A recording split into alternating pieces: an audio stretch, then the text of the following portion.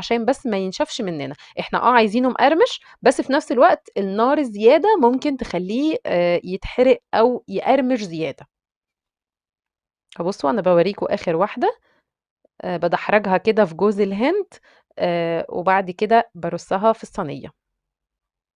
البسكوت ده مقاديره بسيطة جدًا، ممكن تستبدلوا الزبدة بسمنة ما فيش أي مشكلة، هتكون حلوة جدًا، بس طبعًا الزبدة مع البسكوت بتكون يعني النتيجة بتكون حلوة أوي، والريحة والطعم بيكون أقوى وأحلى، تمام؟ أتمنى يكون الوصفة عجبتكم، والنتيجة هتعجبكم، يالّا اعملوه بسكوت كده للولاد حلو بمناسبة رأس السنة، هيعجبهم جدًا جنب الشاي أو حتى في الفطار، هاستنى رأيكم في التعليقات، ويا رب يكون الفيديو عجبكم وباي باي.